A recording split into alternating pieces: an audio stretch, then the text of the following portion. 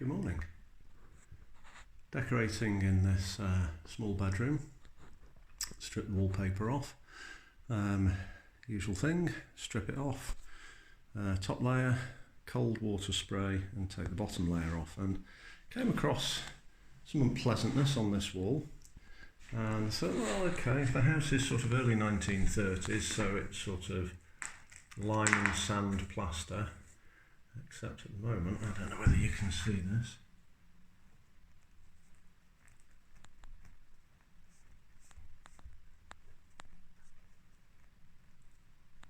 Let me just fix the camera.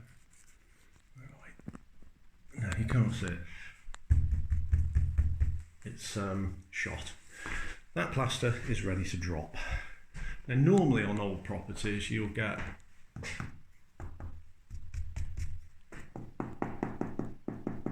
that sort of sound where it clicks because the plaster has delaminated from the wall. But when it gets to the point of being squishy, yeah, you've got a major problem. What can you do about that? There's only one thing you can do about it: take it off. And that's what we're going to do. Don't imagine, in terms of tools, I'm going to use anything more than a 2-inch paint scraper. So sit back and relax. I've got a little bit of preparation to do. First, keep the door shut and everything, and then we start stripping.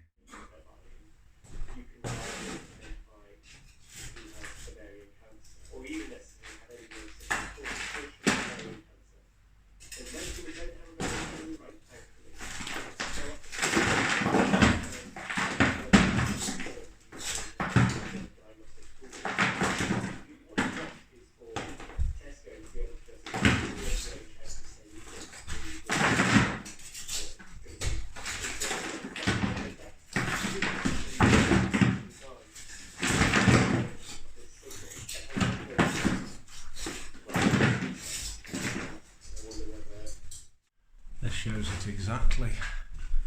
So as it's a sunny day here, here we go.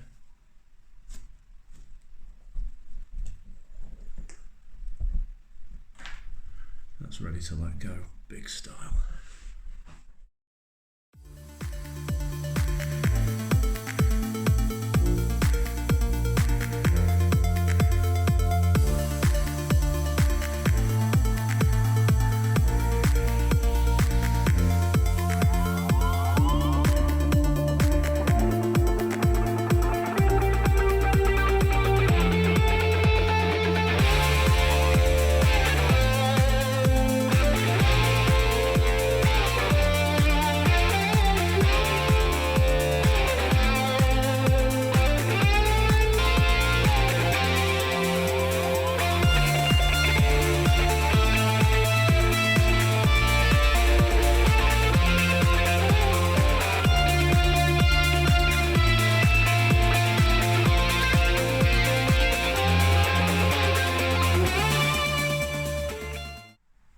Tidy up as we go along, and then it's no big deal. 11 bags of rubble so far off this bit of wall. Just going to take a break with a cup of tea for 5 minutes, let the dust die down. We'll carry that outside, get it in the van, well, get it near the van, and then carry on upwards, I think.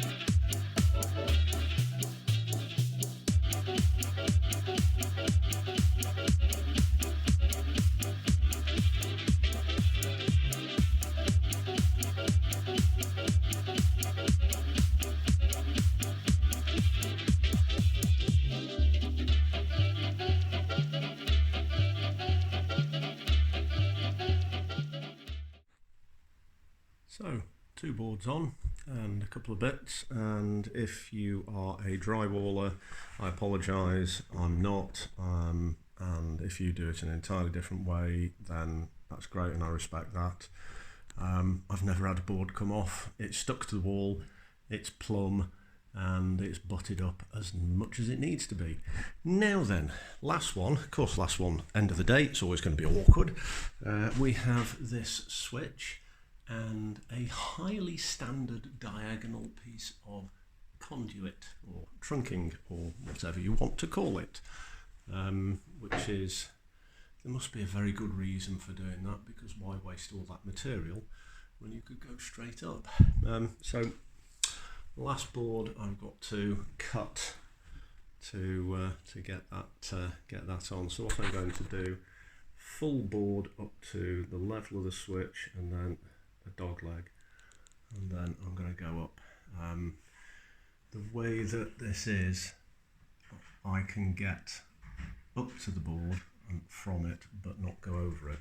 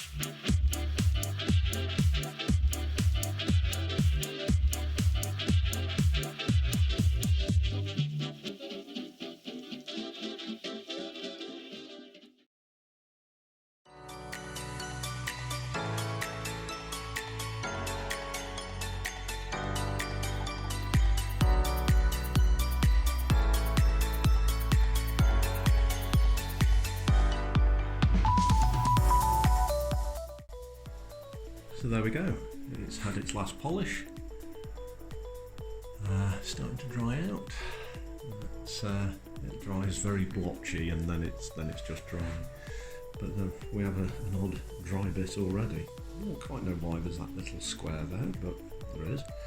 So yeah, there's even a shine on it. Yeah, a bit. That's alright.